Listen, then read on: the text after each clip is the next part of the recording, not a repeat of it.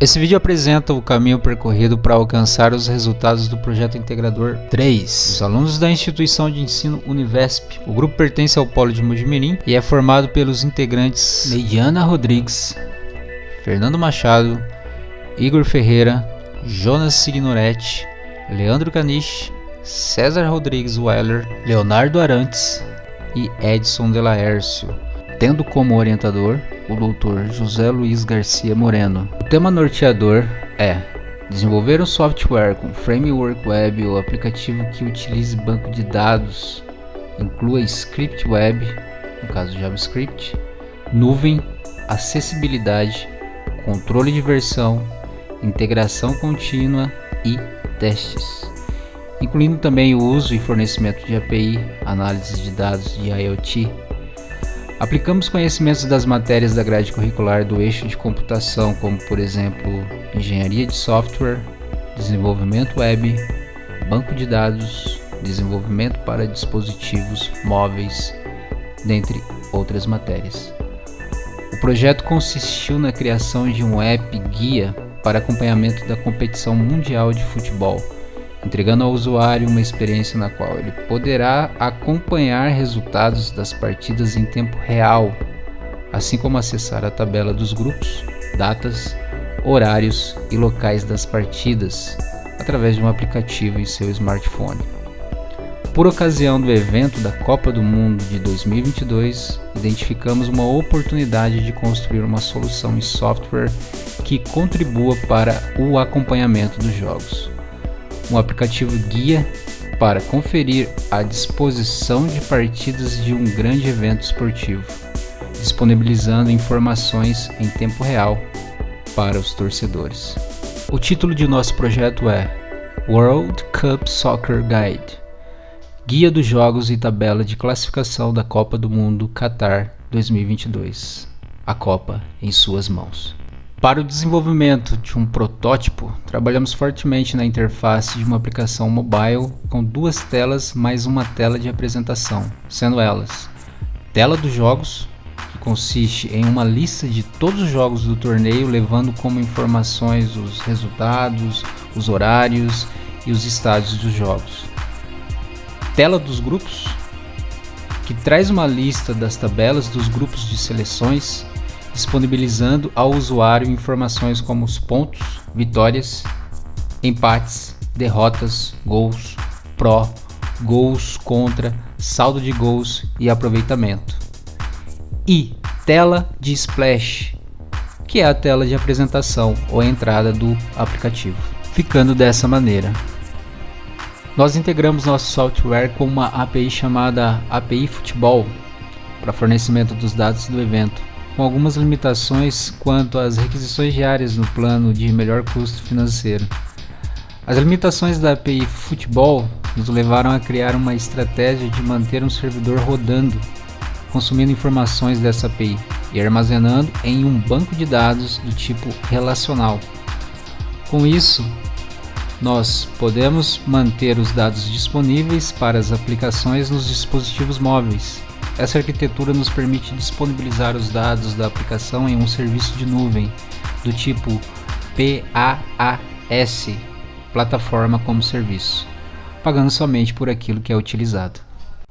Adiante, o integrante da equipe fará a demonstração do resultado que a gente alcançou nesse percurso e trará mais detalhes técnicos. Bem, a criação da aplicação através do framework React Native nos entrega primeiramente um projeto totalmente em branco, para que possamos assim criar tomando ele como base, com um conjunto de ferramentas dentro das pastas de projeto que nos fornece o suporte durante o desenvolvimento. Enquanto isso, executamos a simulação para os testes da aplicação rodando através do app ExpoGo, instalado em um celular conectado na mesma rede local da máquina de desenvolvimento. Ao abrirmos, temos a inicialização com a apresentação da tela de Splash. Iniciamos o desenvolvimento da interface através do arquivo app.js, estendendo para outros módulos para a criação de outras telas. O programa é escrito em JavaScript e a marcação de componentes do React Native é feita através da linguagem JSX. No começo do código temos os importes dos componentes a serem utilizados, como por exemplo a biblioteca Navigator e Container, que nos permite realizar navegação entre telas, chamando funções exportadas nos módulos das pastas views. Utilizamos aqui um componente bastante interessante do React Native, que é o Virtualized List, que tem uma função de renderizar uma lista de componentes que são passados como parâmetros nessa função, neste componente, e ele cria uma lista de objetos, gráficos, que podemos fazer mudanças neles e entrar com valores dentro da aplicação. Similar ao CSS do desenvolvimento web, temos a criação de uma função que define a folha de estilo no React Native para os componentes da aplicação. Assim, temos a definição dos atributos do estilo que os componentes podem utilizar. Padronizamos também as cores de estilo da aplicação com a paleta de cores oficial da Copa do Mundo para uma melhor ambientação com o evento, utilizando essas cores oficiais em código hexadecimal, e assim conseguimos ter essas cores da aplicação. A tela Jogos é onde apresentamos ao usuário uma lista de todas as partidas do evento, trazendo a ele o dia, o local da disputa e o horário, além do resultado caso já tenha sido disputada. A tela Grupos, temos a tabela dos times, organizados em grupos do A ao H, trazendo as informações como, por exemplo, os pontos, os jogos, as vitórias, empates, derrotas, gols prós e gols contras e saldo de gols. Outro ponto que o React Native contribui para o desenvolvimento são as tags de acessibilidade. A aplicação é capaz de responder às funções nativas do dispositivo móvel, como por exemplo o leitor de tela.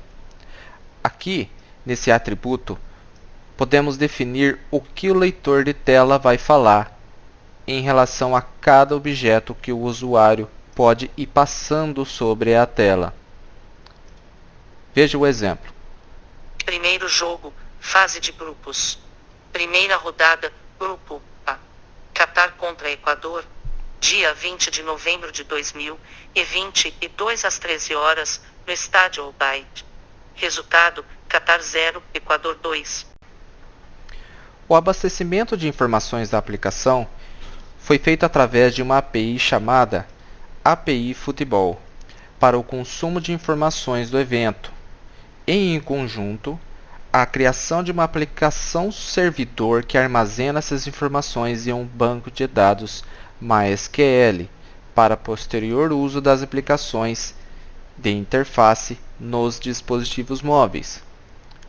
Utilizamos da biblioteca Axios para fazermos requisições REST, onde ela recebe uma resposta JSON. Após isso, tratamos os dados e inserimos no banco de dados MySQL. A partir das informações carregadas da API, armazenamos os dados das tabelas do banco relacional do MySQL, que são as entidades times, partidas, estádios e tabelas. Essa foi nossa entrega e o resultado alcançado pela equipe. Portanto, um percurso que elaborou e criou um aplicativo funcional para acompanhamento de tabelas e resultados disponibilizados no dispositivo mobile da Copa do Mundo de 2022.